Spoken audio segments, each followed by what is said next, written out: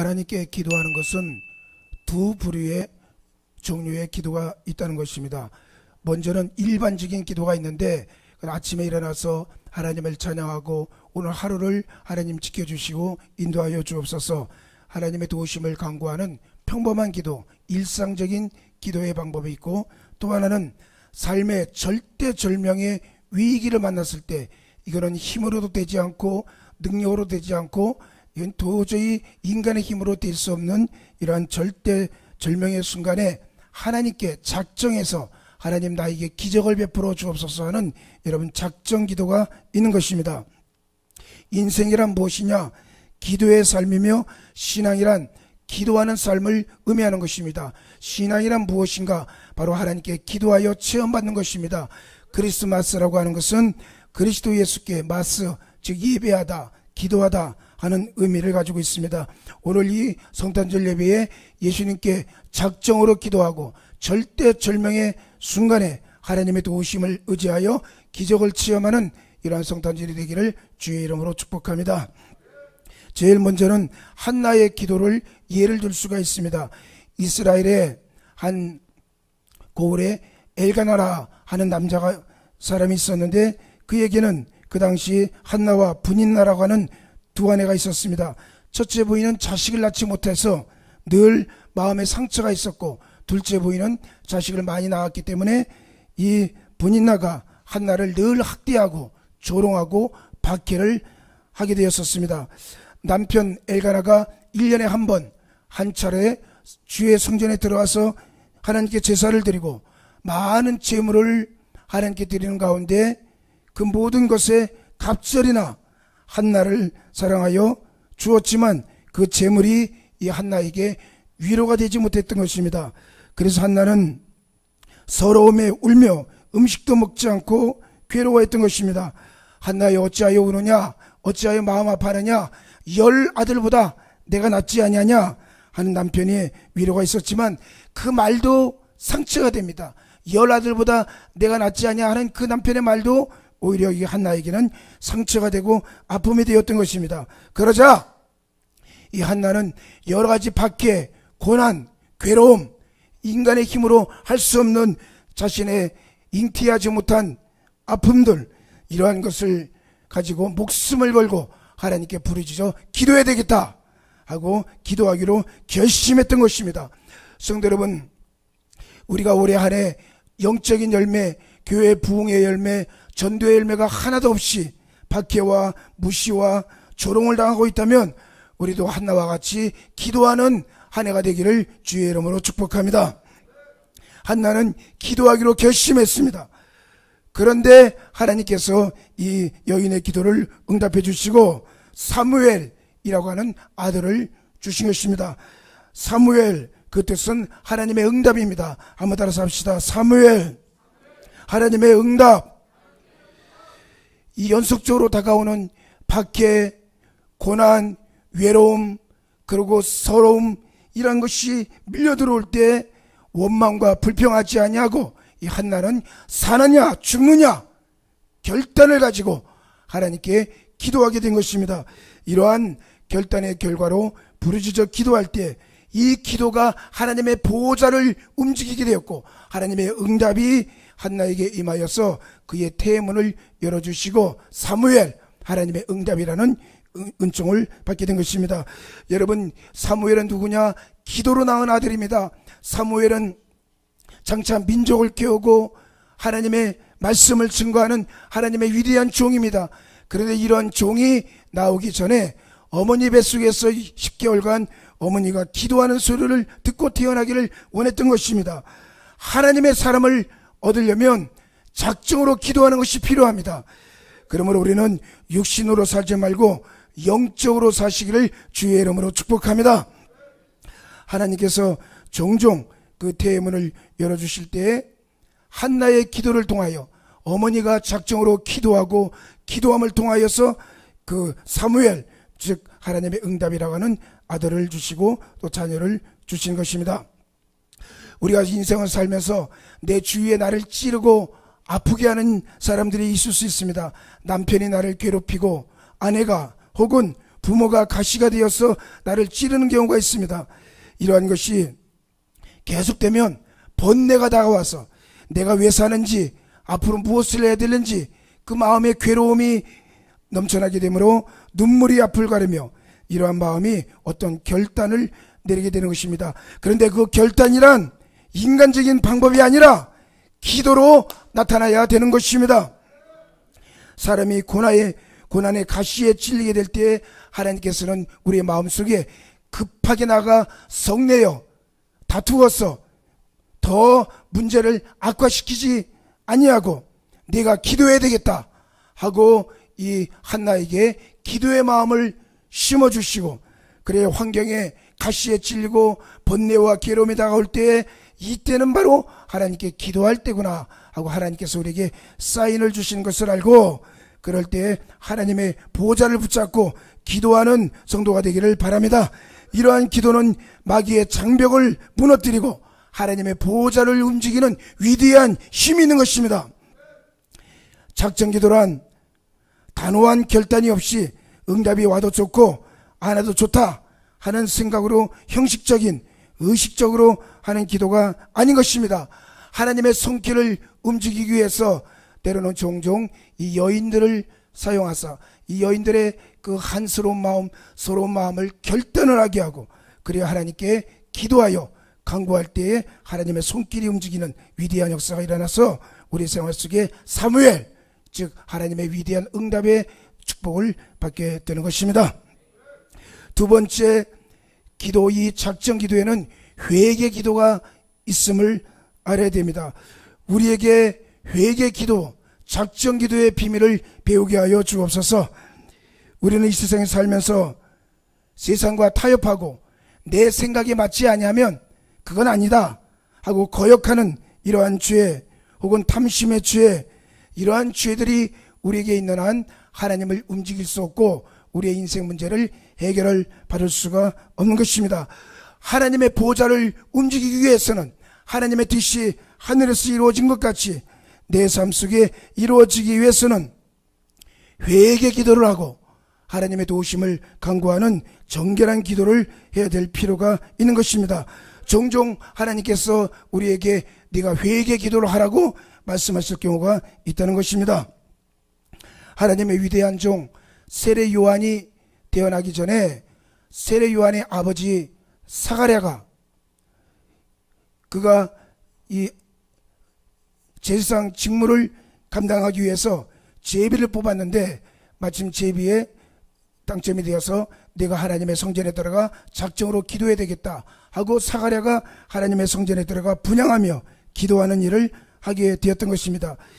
이 누가복음의 말씀 보시면은 마침 사가랴가 그 반열의 차례대로 제사장의 직무를 하나님 앞에서 행할 때, 즉 작정기도 혹은 대표기도의 순서를 맡은 것 같이 이 사가랴가 반열의 차례대로 제사장의 직무를 하나님 앞에서 행하기 위해서 성전에 들어가게 되었습니다.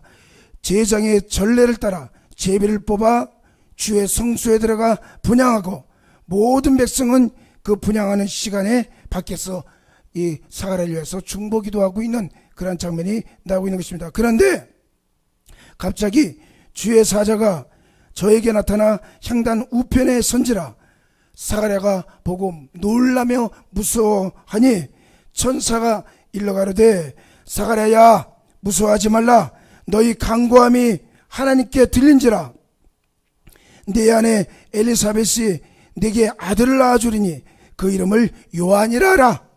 너는 기뻐하고 즐거워할 것이요 많은 사람도 그의 날을 기뻐하리니 이는 저가 주 앞에서 큰 자가 되며 포도주나 소주를 마시지 아니하며 모태에서부터 성령의 충만함을 입어서 이스라엘 자손을 주 곧 하나님께로 많이 돌아오게 하겠습니다. 할렐루야.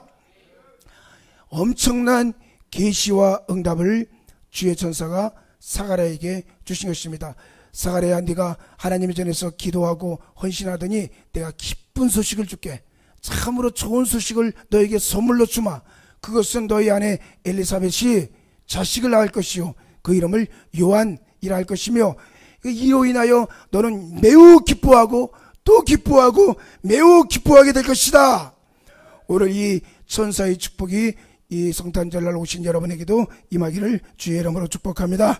한번 다시 합시다. 너는 기뻐하고 즐거워할 것이요 많은 사람도 기뻐하리라.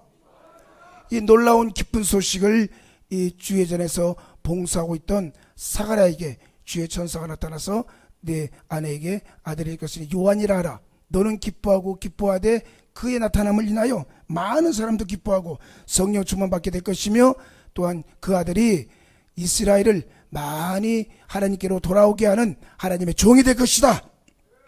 저가 또 엘리야의 심령과 능력으로 주 앞에 앞서가서 아비의 마음을 자식에게 거스르는 자를 의인의 슬기에 돌아오게 하고 주를 위하여 세운 백성을 예비하리라. 이 엄청난 큰 자가 될 것을 예언하고 주의 천사가 사가랴에게 말씀하셨습니다. 그런데 참 재미있는 사건이 있었습니다. 사가랴가 천사에게 이르되 내가 이것을 어떻게 알리오? 내가 늙고 아내도 나이 많으니이다 라고 대답을 하게 되었습니다. 아니 하나님의 종이요 제사장이요 대표 기도를 하고 하나님의 분향을 하던 이 사가랴가 두려웠는지 아니면 무서웠는지 주의 천사가 기쁜 소식을 전해줬는데도 그가 하는 말이 내가 이것을 어떻게 하리요? 내가 늙고 내 아내도 너무 늙었어. 자식을 낳을 수 없습니다. 이런 일이 있을 수 없습니다 하고 불신의 말을 하게 되었고 주의 천사의 말을 농담으로 생각을 했었는지도 모릅니다. 그러자 천사가 대답하여 이르되 나는 하나님 앞에 서 있는 가브리엘이라.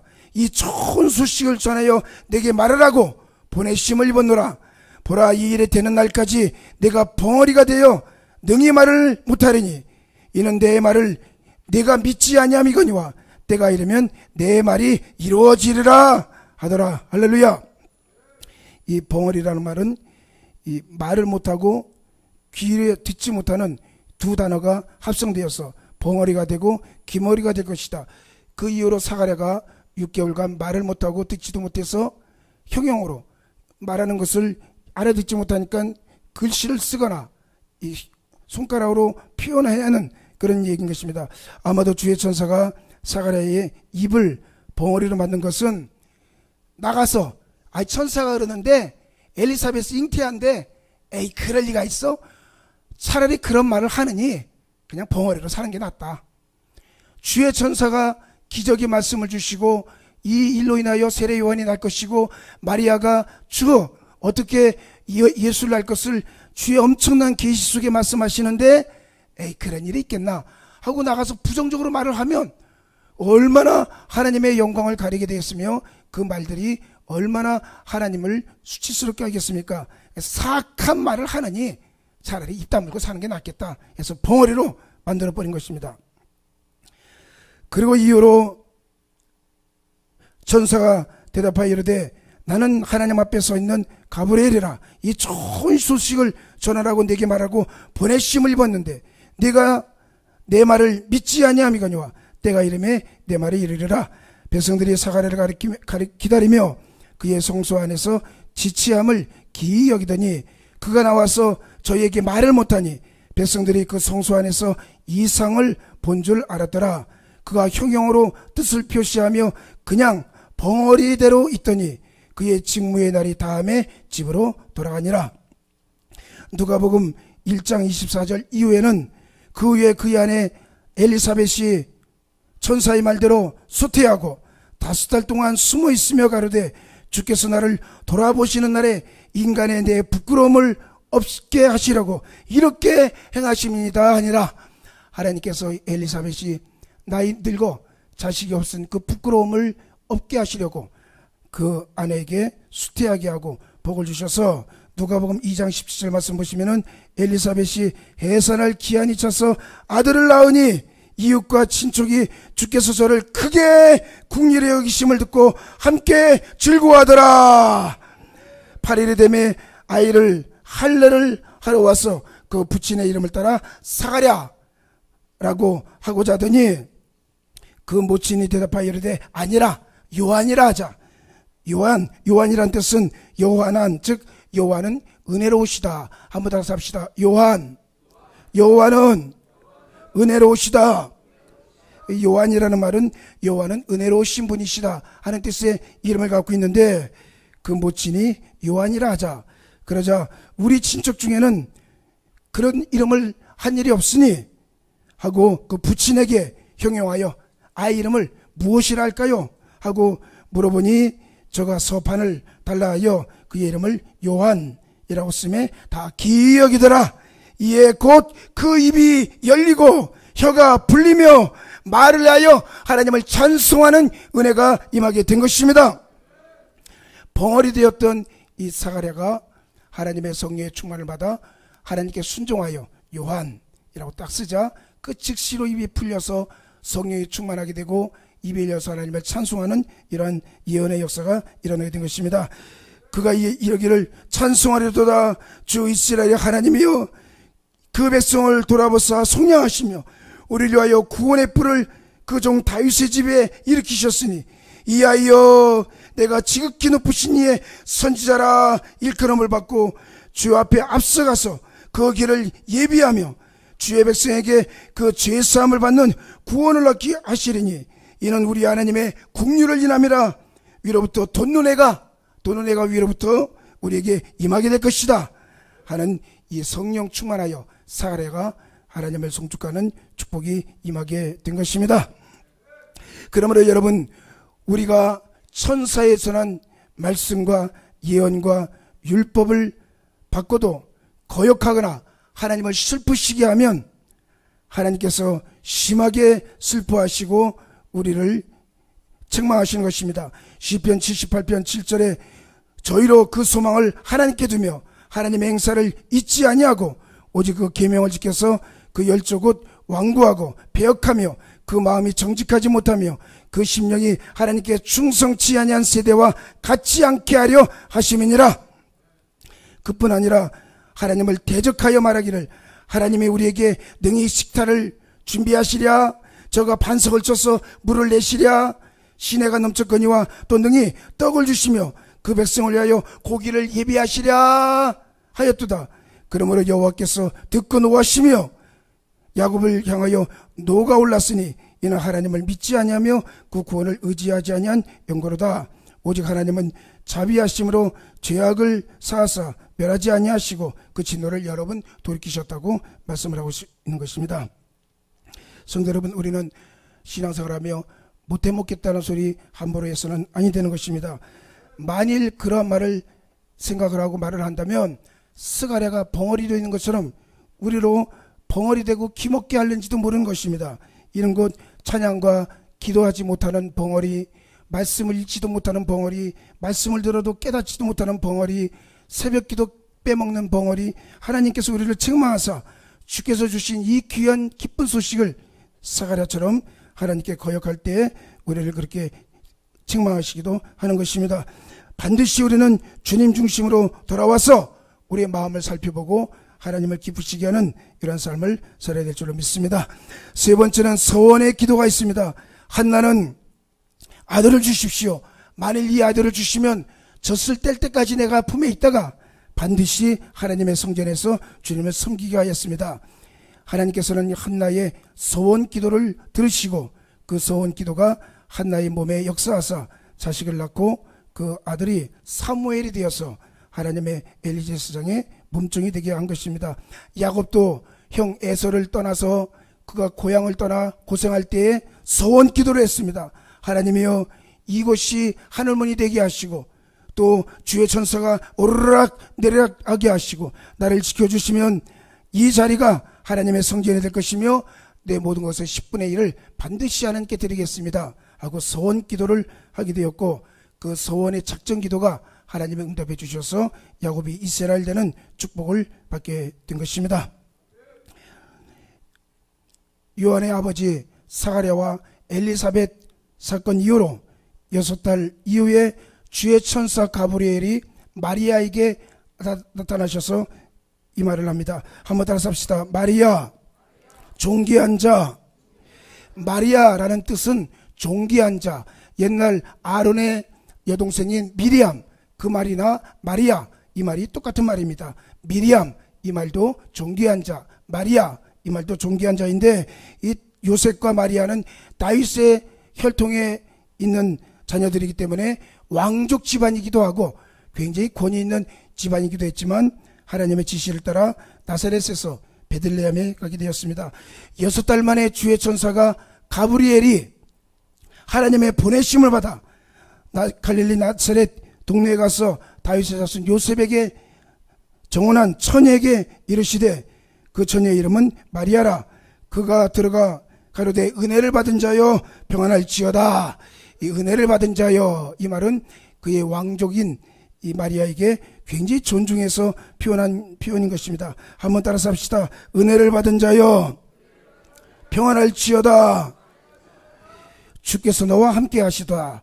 처녀가 그 말을 듣고 놀라 이런 인사가 어찌 됨인고 하고 생각할 때 주의 천사가 이르되, 마리아여 무서워 말라.